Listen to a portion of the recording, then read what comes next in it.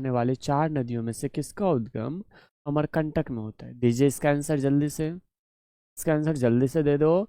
बिहार में बहने वाली, यानी कि क्या आपको कह रहा है जी? तो ये कह रहा है कि बिहार में बहने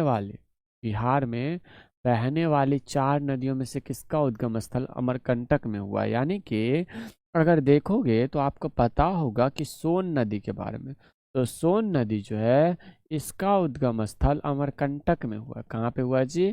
तो अमरकंटक में, अमरकंटक है कहाँ पे? तो मध्य प्रदेश और प्लस छत्तीसगढ़ के सीमा पर है।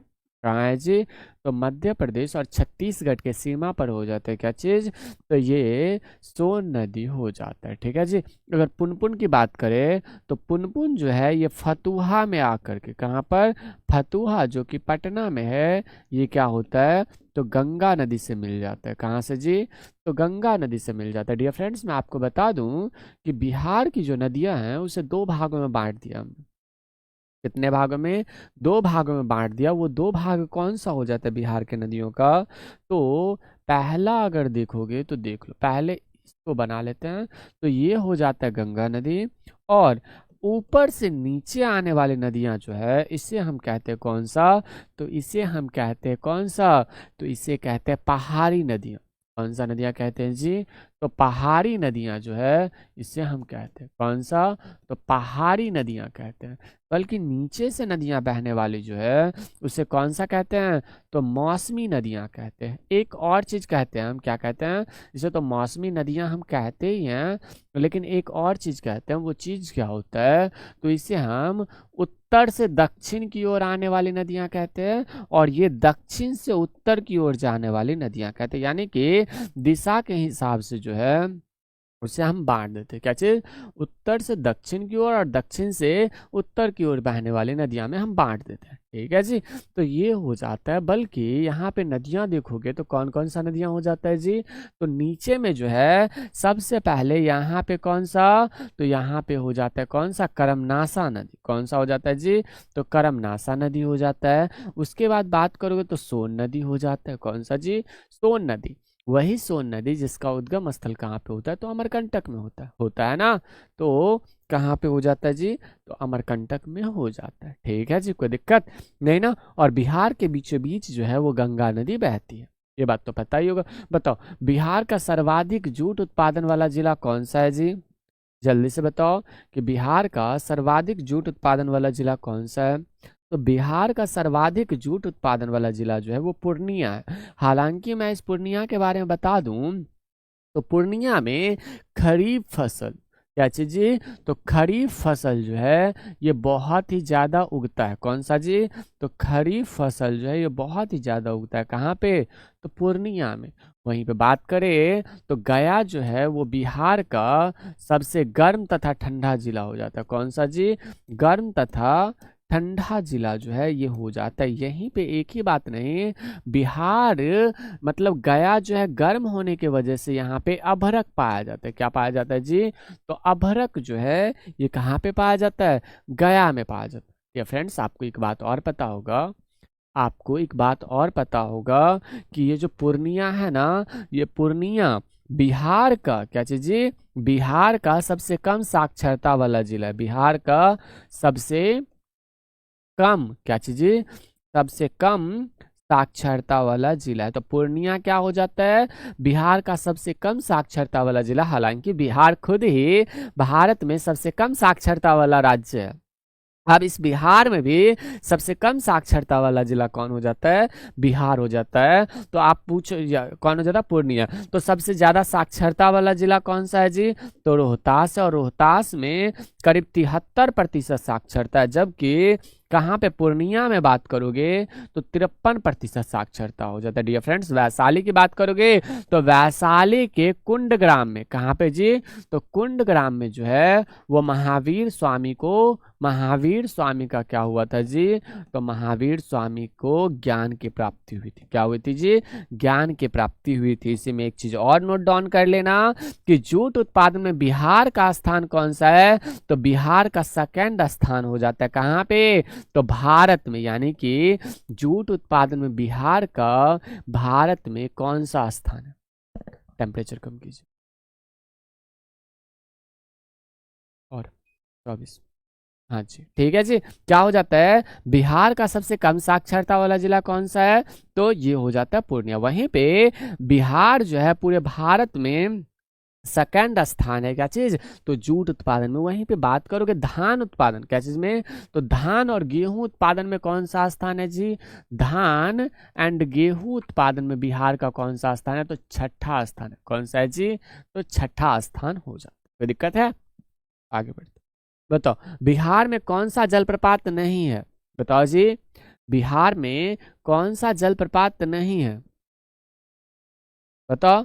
तो बिहार में कौन सा जलप्रपात ठीक नहीं, मतलब जलप्रपात नहीं है, तो बिहार में कौन सा जलप्रपात नहीं है जी, हुंड्रू का जलप्रपात जो है ये झारखंड में हो जाता है। झारखंड में कहाँ पर जी, तो झारखंड में जो है ये स्वर्ण रेखा नदी पर, स्वर्ण रेखा नदी पर ये हो जाता है। और स्वर्ण रेखा नदी कहाँ पर, तो रांची में जो है ये हो जाता है। रांची क्या है, तो झारखंड की राजधानी जो है वो रांची है, और रांची में ही क्या हो जाता है भाई, तो हुंड्रू का जलप्रपात हो जाता है। ठीक उसी प्रकार धुआं कुंड जलप्रपात कहाँ पे है जी, तो रोहतास में जो है धुआं कुंड जलप्रपात है। वहीं पे मंजर कुंड जलप्रपात जो है ये कहाँ पे है, तो रोहतास में है। कहाँ पे है जी, रोहतास में। और ककोलत जलप्रपात की बात करोगे तो ये ककोलत जलप्रपात जो है ये नवादा में। ककोलत जलप्रपात कहाँ है जी, तो नवादा में ककोलत जलप्रपात हो जाता है। ठीक है जी, कोई दिक्कत है।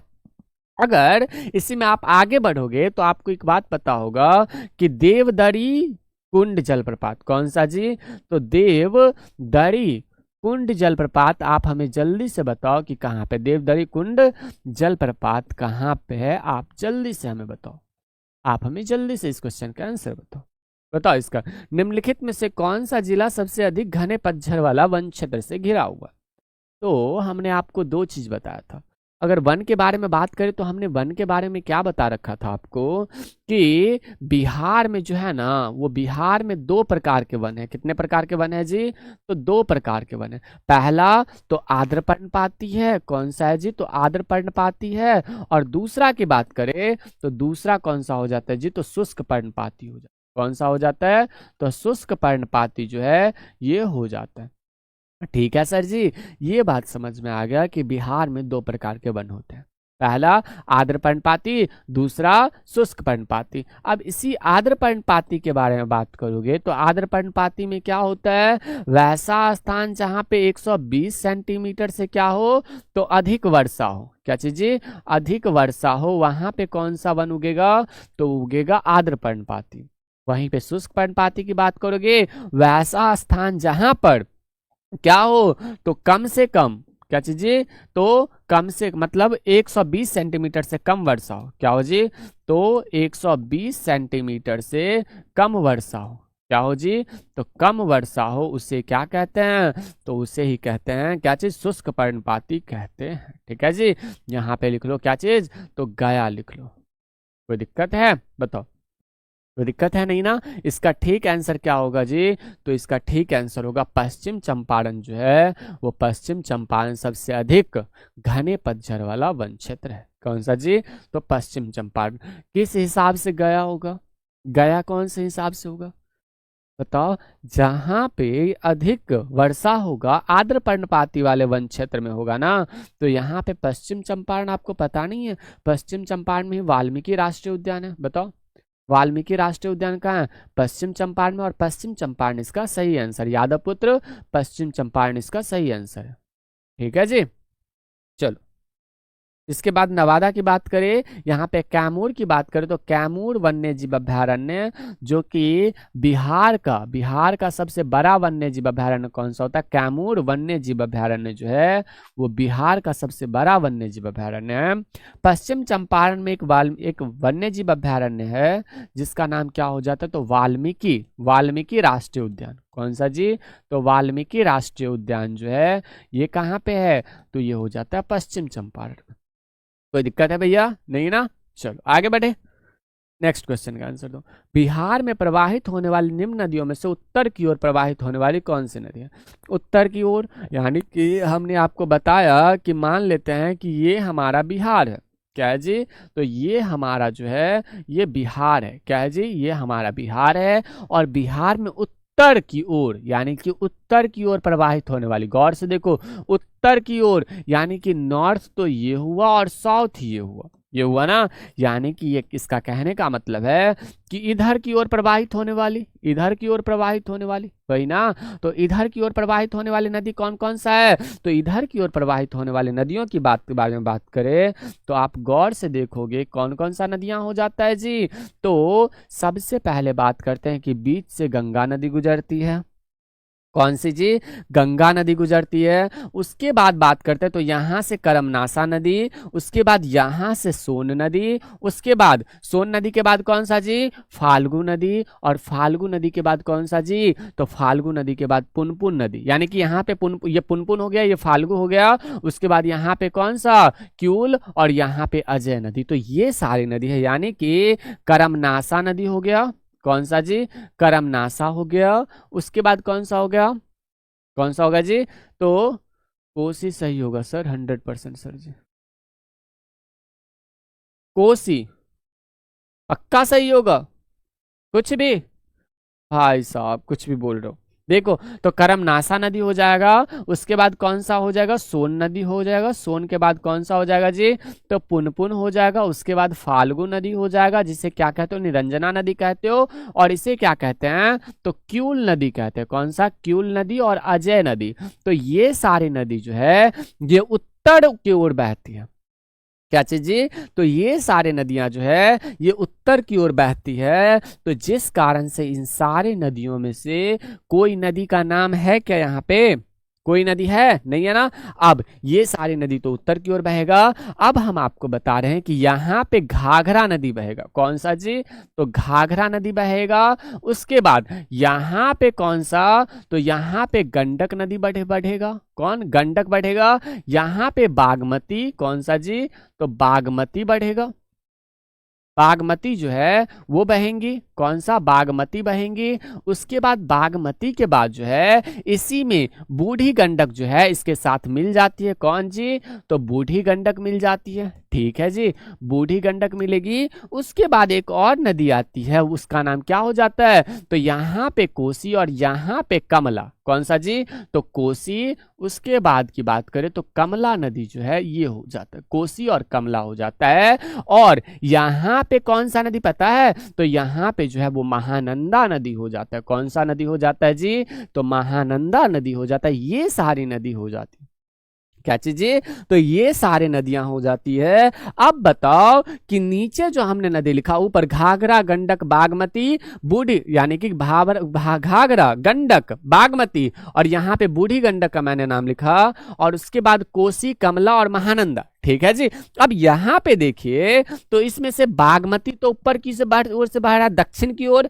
कमला जो है ये कहाँ की ओर? तो ये भी दक्षिण की ओर बह रहा है। कोसी भी दक्षिण की ओर बह रहा है। गंडक भी दक्षिण की ओर से बह रहा है। तो इसमें ऑप्शन ई लिखो, इनमें से कोई नहीं। बताओ, इनमें से कोई नहीं। बताओ इनमें से कौन सा आंसर होगा जी? इनमें से कोई नहीं, तो option number E is correct. कौन सा जी? Option number E is correct. यानी कि अगर